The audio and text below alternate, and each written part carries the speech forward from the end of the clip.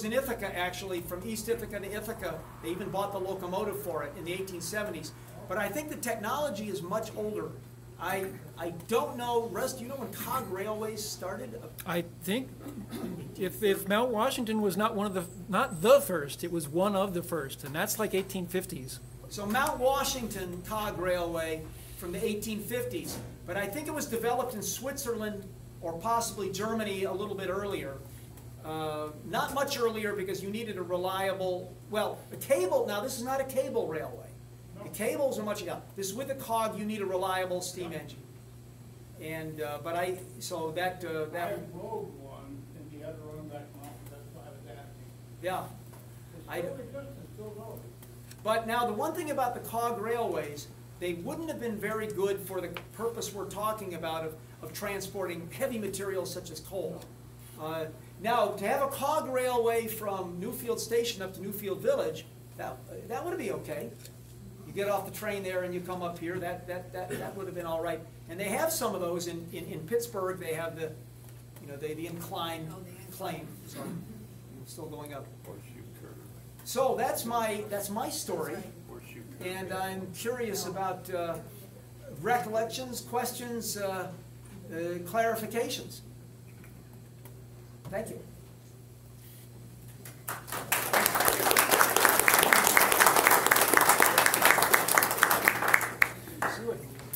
What other questions? We're going to give these 3 books away. Ever seen these before?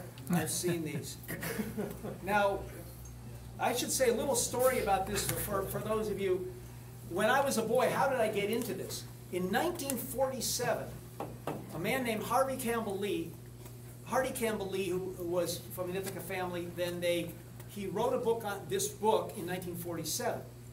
And we had a copy in our house, and I liked to go around. My father would take me around to see different things.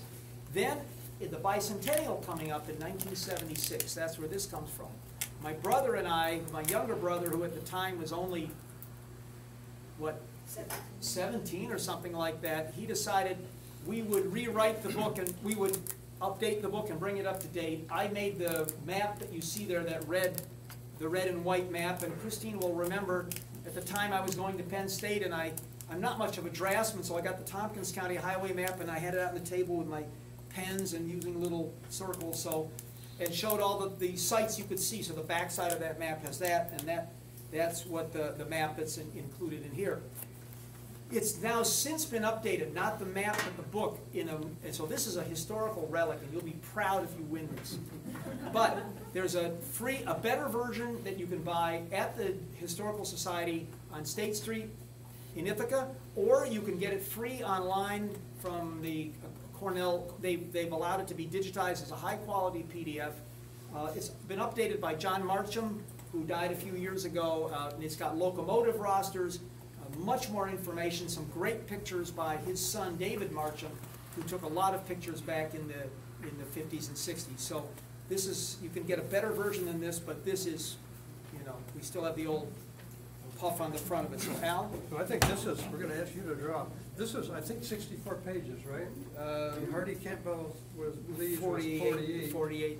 Plus the type in this is much smaller. So they must have come close to doubling the information in this. We did a lot. And you were just kids. I was a 21 or 23 or something.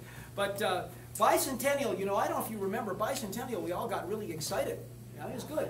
And everyone wanted to do bicentennial projects, and we thought, well, we were proud, so we would do this. I visited my brother, the younger brother. He made it to age about 50 before he got married. Was he 50 by that time or something? He escaped all women attempt to grab him.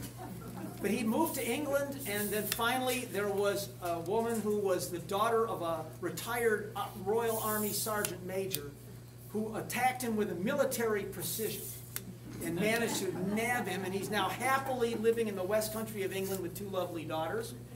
I don't think he still knows what hit him, but anyway, and they run the house with military precision, so anyway. As long as they let him smoke his cigars, he's okay. But we had, long story, because we visited Hardy Campbell Lee when he was in hospice, and he retired to Cambridge in England, and my brother and I visited him. This might be about 15 years ago. It was very nice to talk to him. and reminisce about how he came about to write the book in the first place. So that was nice. So we all know each other. So when I die, you can say you knew me. The one thing about history, and I gotta add this because David mentioned C.C. Cook. Okay. Now, C.C. Cook and all these old people from 100 and some years ago, they're real people. C.C. Cook, who ever heard of C.C. Cook here? Anybody? Oh. Well, Helen has, Lynn has. His name was Christopher Columbus Cook. Okay, he came to Newfield around 1842. He married a Newfield girl. He was a doctor, a very well-loved doctor in Newfield for about 60 years. I think he died around 1902. Mary Lou, you've heard of him? He built that brick house across from the town hall. Okay? And then his wife said it was too noisy there because the mill was right across the road. So then they built that huge house up Pearl Street on the left, just if you go up from Main Street. So see, they're all real people. But what I want to know is why they eliminated, now that I know he was such a prominent man, you can see why they brought him onto their board. Yes. Now, why did they get rid of him after 1 or 2 years? Maybe he got out. Maybe he got out, yeah. I think to myself, I don't want anything more to Maybe he do got with this. smart. Yeah, I don't know. Well, would you pick 3 winners? Also, the people that have not signed in over there, make sure you sign in before you leave. Stick around, look at these posters, talk with David, Sure, yeah, there's some, and make sure to read the poem, that is just great. talk with Jonathan Armstrong, or me. So pick our winners, please, Okay. David. All right. Aren't we supposed to have, some girl in the, with a sash come out? Well, and you do wrote them, nobody's better to give them out. Okay. All right. David George. Oh, there you go. There's your book with your map inside here. There you go. Yep, they all have maps. I got these down at the book sale that's down near Charity right now, so.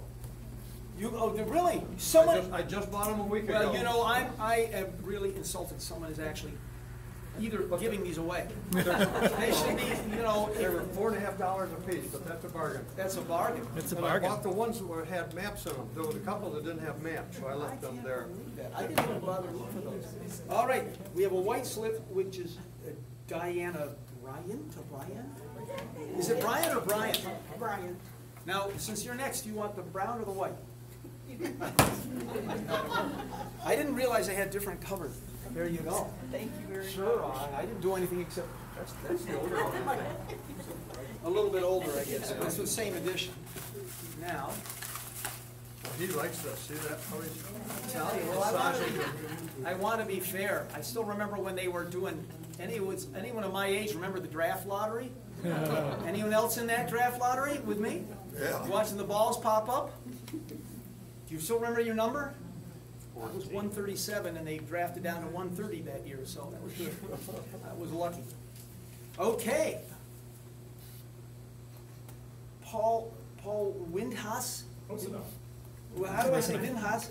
White House. Weidhaus. That means the rabbit of the meadow rabbit, right? Exactly. Yeah, I'm Dutch, of course, so. I actually have I've also have Dutch citizenship, so I can get out of here if I have to. Thank you so much. Sure. Came down, as we said. So, if there are more general questions, I'm glad. As I say, it'll be a lot nicer when you can look at the pictures, and then you can try to find. And if you find yourself creeping through someone's backyard, just tell them you're looking for the railroad, and they'll think you're completely crazy until you convince them by showing them the map. You mentioned your website, what is that? Oh. No. No, I know it, but the question is, I'm thinking the best way to communicate it, it's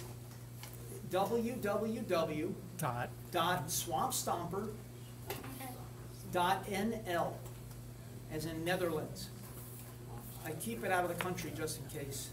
So, It's easy to remember. that's the Swamp Stomper, that's what we do when we're going looking for railroad. NL is the country code for the Netherlands.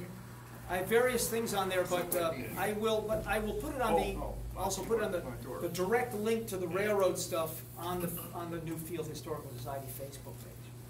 So you can can enjoy the pictures. Russ, do you have anything to add? Now, these are a couple of my, I thought we'd get many railroad people here. I see one Lehigh Valley guy here. I'm glad to see that. Don't live far from it. Okay. I can throw a stone and hit it. You can throw a stone and hit it, that's good. But I was hoping we'd get more. But Russ and Ava, they go around the state and other states. Russ has made a website of railroads that were Unfinished railroads. unfinished. And there were a lot of projects around New York State where people got ambitious like this, all through the Catskills and northern New York and so forth, as well as ones that were built and later abandoned, so. You mentioned some of the railroad museums that people could go see. Yeah, thanks for reminding me. One I have not yet been to, but I really want to go, is in Sayre, the Sayre Historical Society. Have you guys been to the Sayre Museum? No. They've just recently opened that, and apparently there's a lot of Lehigh Valley memorabilia in the Sayre Historical Museum. Now, the one really a great day trip is to go to Scranton, of course, and go to Steamtown. The Steamtown, it's an interesting story. It was a private enterprise for a while. They moved to Scranton, and they convinced, because you know how politics works. I can't remember the name of that congressman, but he was very powerful, and he got it taken over by the National Park Service. So some people say it's a waste of money, but not me. I love it. Scranton, it's great. They have steam locomotives, diesels. They have a separate operation of electric interurban car. Really great exhibits. They have both a trolley mute part and a steam and diesel part, and that's in Scranton, right downtown Scranton. So I'd recommend that for sure. They have a big boy there too. Do they have Yeah. a big boy there? Yeah, they do. Is that the one they're renovating No. the big boy out? It's a static big boy, right? Yeah. It was operational, but I don't think it is. Well, the big news in preservation is that now the big boy, which was the biggest steam locomotive, the Union Pacific, is being renovated at the Union Pacific shops in North Platte, Nebraska, and is apparently going to be ready for actual action next year. And it's a tremendous, when you see the complexity of keeping steam locomotives going, it was really, really something. The diesel shops were something I used to, my family was friends with a guy who was a lawyer for the Lehigh Valley, so we could go to the Sayre shops back in the day.